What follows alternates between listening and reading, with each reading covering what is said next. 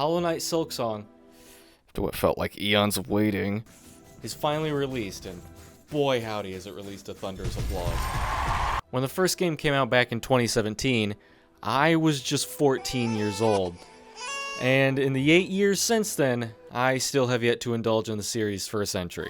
I know, sacrilegious in the indie scene, but cut me some slack, man. I was too busy figuring out fractions and getting stuffed into a bear suit. Was that the bite of it? Hearing about the game's painful boss fights, ridiculous enemies, and a parkour system that'll make your head explode, 14-year-old me shelled away any and all interest in this game about some weird guy going around getting beaten up by other strange-looking creatures.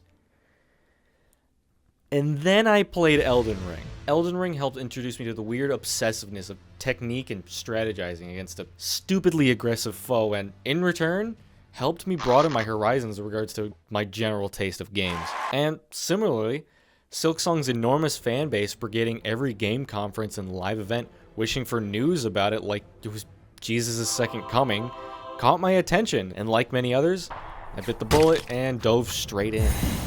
However, I couldn't find much online about how newcomer-friendly this game could be, seeing as it garnered so much attention from players completely unfamiliar with its story, and especially its gameplay loop. So, I've taken it upon myself to give you a bit of a deep dive as a newcomer myself, as well as touching upon aspects of the game that I really like and enjoyed, and that I feel newcomers will come to like and enjoy as well.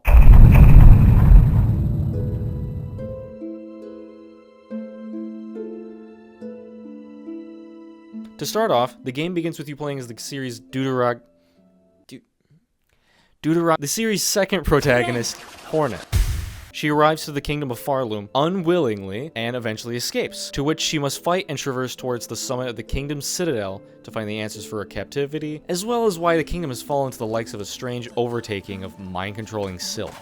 You see, the name Silksong is not just a fancy word combination, it's a literal plot point slapped into the game's title. Hornet is fundamentally a spider of sorts, which in this game is known as a weaver, and is able to produce silk, which is an element about her that the kingdom of Farloom desperately wants. It quite literally controls just about every aspect of the kingdom, including its pilgrims and subjects. Song also infects quite a large amount of the game's world, as further in the story, music commands a key component of the world, from pilgrims singing chants, to using Hornet's needle like a violin to progress, to an almost obsessive amount of bells. If I could count every bell I saw in this game, I would actually just explode.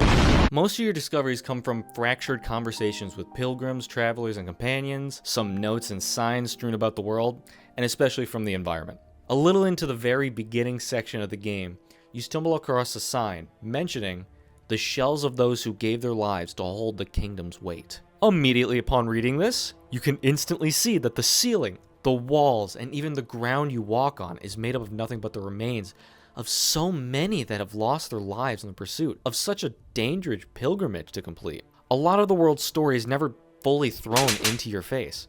You find it mostly in hidden away inscriptions or details noticed by Hornet in her journal. So instead of having the world experience shoveled down your throat, you are made to hold yourself accountable for the questions that you don't have the answers for yet. Don't know why the ground is made of fossil shells?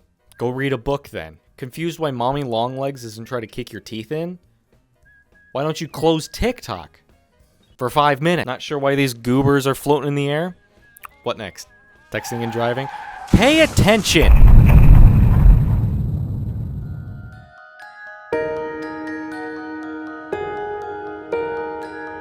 Now, experiencing Silksong and playing Silksong are two vastly different things. Both Hollow Knight games present themselves, and for the most part play, like a Metroidvania type game. It's in its genre listing, so that's what your whole expectation should be, right? Wrong! For the most part, playing Silksong should be treated like going to a barbershop, specializing in pyrotechnics.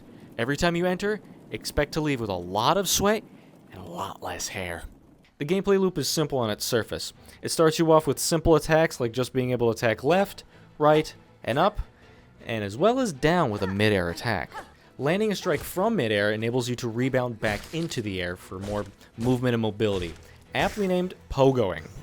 And you are gonna need to learn that kinda quick, cause you ain't got a choice. After a while, you either come across traversal abilities, purchase tools and gear, and you'll come across crests. Crests act as entirely different base movesets and allows the player to switch and change up their playstyle to their liking, effectively making them builds that works in accordance to you. A build-a-hornet, if you will.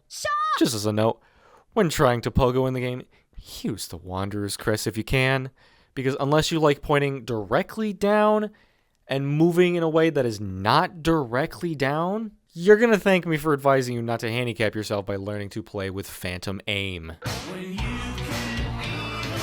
In short, most of your experience playing Silksong will be a complicated mixture. You'll be switching and weaving components and goodies in your big bag of tricks to make the gameplay to your favor, and most of the time, it will never happen willingly. Many times you'll be forced to make changes, either to your playstyle or the gear you bring just to nip out enough ahead against a really tough boss, or an impossibly strenuous gauntlet, or even just a section with the most obscene platforming known to man. Though I will note there is very little you can do to change your stuff to make that last one any easier.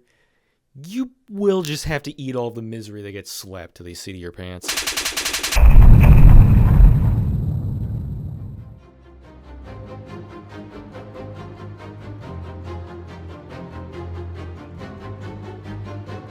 Most of your experience in Silksong will most likely be with sweaty palms, red eyes, and intense frustration as you focus your attention on the ensemble of aggressive foes that lie in your path. But a lot of the time, even in those ruthlessly harsh moments, the enjoyment in the victories or even in the bubbling tension is all the more orchestrated by the game's breathtaking music score. Composed in large by a Christopher Larkin, the soundtrack's big focus is on strings and choirs, making each area, and especially each unique boss encounter, boom with this feeling of competition and elegance. Take the track The Widow, for example, named after the character of the same name. The Widow, being some form of arachnid, begins her encounter by being engrossed in playing a slew of silk like a harp. Her fighting style is an in-your-face type of strategy, comprised of using silk strings to toss and swing large bells either from above or below, as well as just gunning to slash you up a dozen times if you get caught in her sprint. This being a rather dramatic and fast-paced boss fight, the score immediately fires on all cylinders with an almost eccentric pacing. This teamed with a large amount of sharp highs and small amount of brief half-second humming lows make it feel as though the music was fighting within itself. Each high represents the Widow with her fast and unabashedly complex moveset flailing and zipping through the place, and the drop to the sudden lows occasionally throughout the track relates to you, the player, gauging the very thin and narrow moments in time where you're able to land a strike. These musical aspects in a fight are what make a perfect and memorable boss fight, which, when I manage to encounter her, I actively enjoy the encounter specifically due to both how she plays the fight against, but also because of all the elements surrounding her fight. Another more simpler example is the track that plays once you awake as Hornet back at the start of the game, called Moss Grove. The titles reflect either the encounter or area the track lies in, this being a literal tie to the area of Moss Grove, which stands as a literal mossy section of bright greens and sun-gleaming open-ended caves. String instruments are the primary focus of the entire soundtrack, and the opening sets the sample for the rest of the game's experience, starting with a low rise into the main event with what appears to be a mix of a flute, a violin, and a xylophone. I don't know, really. I'm no Anthony Fantano.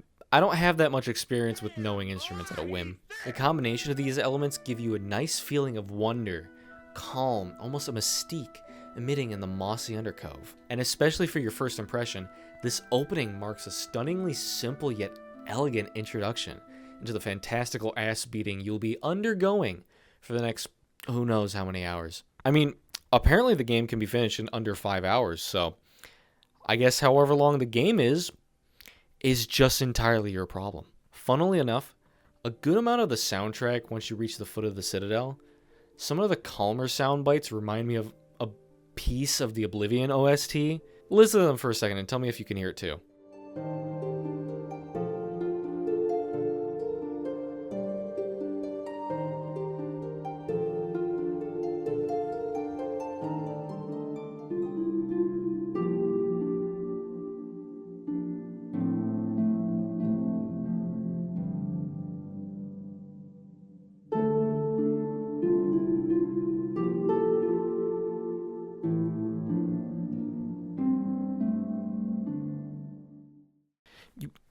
You hear it too, right?